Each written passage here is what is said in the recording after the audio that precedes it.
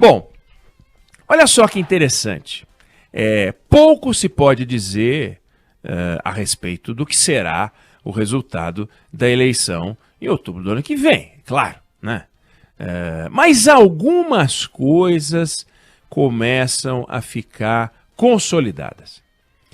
Eu fui olhar dezembro, semana do 15 ao 20, das últimas eleições todas que a gente teve, desde que o Brasil passou a ter eleição pós-democratização. 89, 94, 98, 2002, 2006, 2010, 14, 18. Aí eu voltei no ano anterior, né? Nós estamos em dezembro do ano anterior, voltei no dezembro do ano anterior. Então fui para 88, fui para 93, 97 e assim por diante. Olha que interessante. O que se pode dizer é que todos os presidentes eleitos em dezembro já eram candidatos com destaque.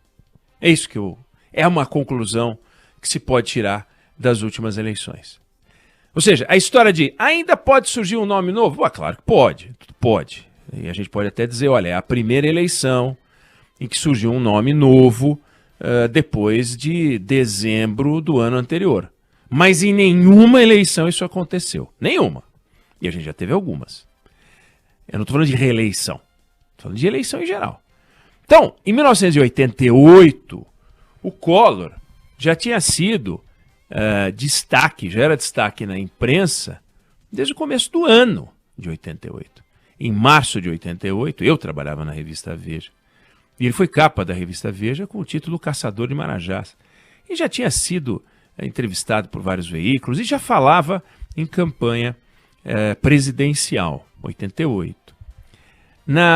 Em abril de 89, ou seja, o equivalente a abril do ano que vem, ele já aparecia em segundo lugar das pesquisas.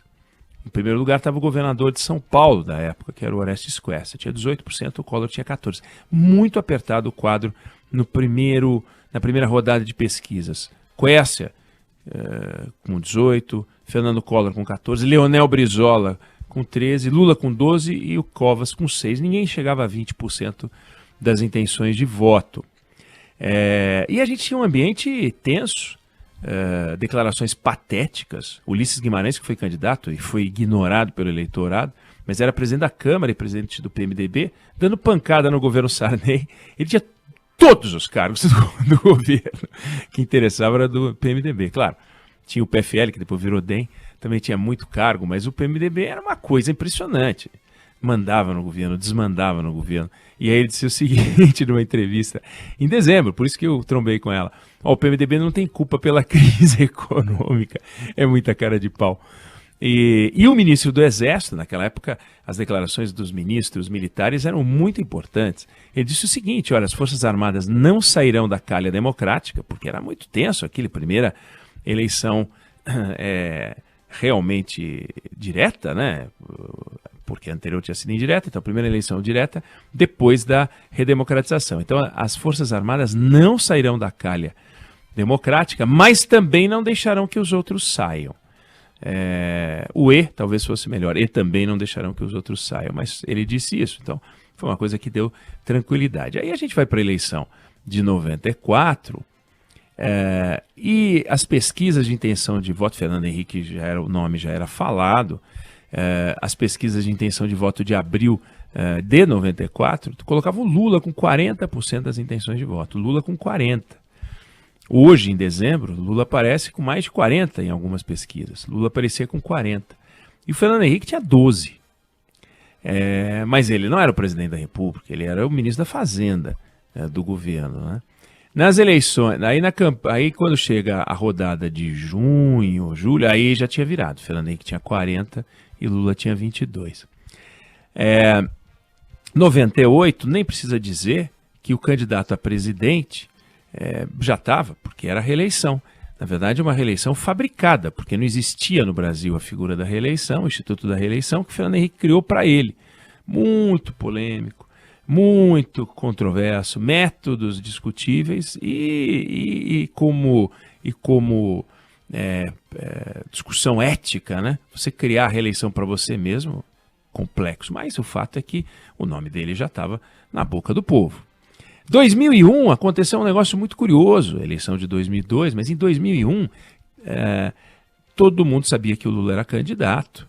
O PT tinha preparado um estudo até que aparece na imprensa em dezembro de 2001, dizendo que vai ter um candidato do PT, do PSDB, sem dúvida nenhuma, o PSDB não apoiaria outro partido, e que haveria um número reduzido de candidatos e tal.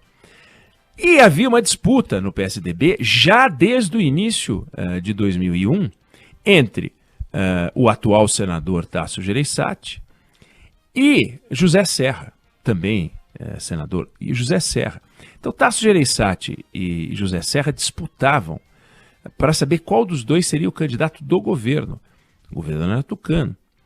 E a coisa ficou tão tensa, mas tão tensa, mas tão tensa, que a certa altura, em dezembro de 2001, Tasso Gereissati foi até o Palácio do Planalto procurar o presidente Fernando Henrique Cardoso para dizer o seguinte: olha, tô fora, não vou mais ser candidato eu vim comunicar que eu não vou mais ser candidato a presidente, ou seja, o Serra virou candidato a presidente. E foi um dos momentos tensos. Não é muito importante como história, porque o candidato que ganhou a eleição foi o Lula, derrotou o Serra, provavelmente derrotaria também o Tasso Gereissati, até porque a postura do PSDB em relação ao governo Fernando Henrique foi horrorosa.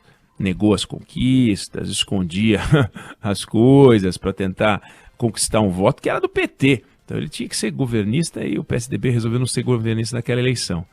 O PSDB é um partido muito confuso, mas olha que curioso. Aí vai o Tasso Gereissati conversar com o Fernando Henrique, ele encontra um ministro que era muito ligado ao Serra, e eles começam a se agredir. Você joga um sujo, você quem? Você, o Serra, estão jogando sujo e tal. Quase saíram no soco. Aí o Tasso Gereissati começa a apoiar a candidatura do Ciro Gomes, que também já estava posta em dezembro daquele ano. Olha que interessante, eu estou em 2001, né, sempre na véspera, no ano véspera, e as campanhas, os candidatos, todos os que saíram com chance, né, já estavam colocados.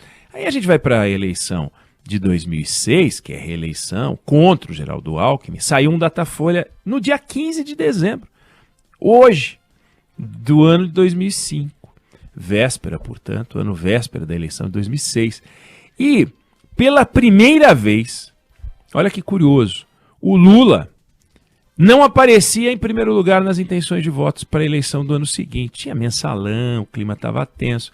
Aí o Serra aparecia em primeiro lugar, com 36% das intenções de voto, contra 29% do Lula. No segundo turno, o Serra também, naquele quadro, venceria 50 contra 36. Então a gente tem hoje um quadro, por exemplo, em que o Lula vence o Bolsonaro. A gente teve esse em 2005, em que o Serra venceria o Lula e deu o Lula. A gente tinha um quadro em 94 em que o Lula venceria o Fernando Henrique e deu Fernando Henrique. Então, eu não estou falando que não podem haver mudanças nas pesquisas. O que eu estou querendo dizer é que os candidatos estão postos, né? Não foi o Serra o candidato em 2006, foi o Geraldo Alckmin, que também aparece nessa pesquisa de 2005. E o Lula ganhava do Geraldo Alckmin de 30 a 22, mas no segundo turno estavam empatados, 41 a 40, margem de erro total. Aí a gente vai para a eleição de 2010, e no ano anterior, no dia 15 de dezembro, o Palácio do Planalto discutia, sabe o quê? Subsídio para o gás de cozinha. Olha que interessante, exatamente o que a gente está vendo agora, para quem ganhava o Bolsa Família. E houve uma delegação da comitiva brasileira para o Encontro do Clima em Copenhague, e estava lá a Dilma como pré-candidata a presidente do PT, portanto o nome da Dilma já estava posta. O Serra também foi para esse encontro, a Marina também foi, os dois apresentados como candidatos. Então todos os nomes estavam colocados, de novo em dezembro do ano anterior.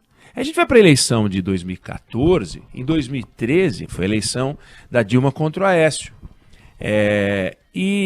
O jornal do dia 15 de hoje, portanto, do dia de 2013, já trazia um giro do Aécio por cidades do Norte, e Nordeste, e a Marina Silva explicando a aliança com o PSB, que ela acabou fechando uma aliança grande com o PSB, com o Eduardo Campos, que viria a falecer, infelizmente. 2018, por exemplo, quando a gente vai para 2017, 2018 eleição vencida pelo candidato Jair Bolsonaro, em 2017 Bolsonaro já tinha coordenador, Bolsonaro já se destacava em pesquisas, até o exótico Henrique Meirelles já estava falando que não ia ser vice, ia ser candidato. Ou seja, dá para afirmar que, a não ser que surja uma novidade absolutamente inesperada, um negócio meteórico, os nomes são esses que estão aí. É Lula, é Bolsonaro, é Ciro. Hoje aconteceu uma coisa pesada colocando o nome do Ciro, né? Uma operação da Polícia Federal grande em torno da construção do estádio do Castelão em Fortaleza para a Copa de 2014, as reformas, as coisas lá, e foram para cima do Ciro, foram na casa dele, Cid, etc., e aquele que viria a ser aquele que virou tesoureiro dele, Márcio Lacerda, em Minas Gerais e outros. Então, não sei o que isso vai produzir na campanha do Ciro, mas tá aí. A reviravolta eleitoral, reviravolta em pesquisa, isso pode acontecer, mas é curioso que aqueles que apareciam em dezembro e com destaque viraram presidente da República, ou seja, ou o contrário, é mais correto. O presidente da República já aparecia nas pesquisas, o nome dele já estava posto em dezembro e figurava com destaque. E na virada do ano também. O destaque pode ser desde um destaque um pouquinho mais modesto, Collor em segundo lugar com 14, embolado com Brizola, com Lula, etc., mas já estava com destaque, não é que aparecia com 2. Né? Então, nenhum candidato, nenhum presidente brasileiro eleito pós-democratização figurava nas pesquisas de intenção de voto com 1%. Ou irrelevância total, como a gente tem alguns que acham que podem ser candidatos agora, no quadro de dezembro do ano anterior. Pode mudar? Débora, se você jogar o número na Mega Sena que já saiu e jogar um que não saiu, estatisticamente você tem a mesma chance de ganhar, porque a bolinha não sabe que ela já saiu, né? Ela não sabe que ela já saiu. Eu já saí 7 vezes, então não vou sair a 8ª. Não sabe. Quando gira aquele negócio, ela pode sair. Não tem uma combinação. As bolinhas não têm inteligência artificial.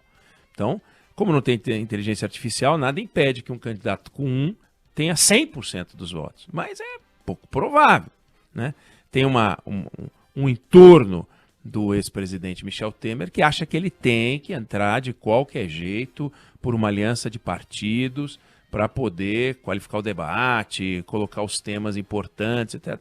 Não sei, vai acontecer, não vai acontecer, né?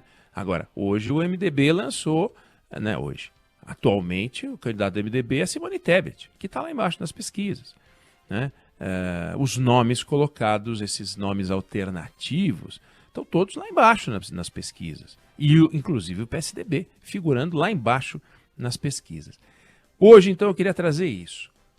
Em todas as eleições que o Brasil teve, o presidente eleito já aparecia em dezembro do ano anterior com destaque no noticiário e nas pesquisas. A não ser que haja algo muito diferente, o futuro presidente da República é um desses nomes aí e da parte superior da lista e das pesquisas de opinião.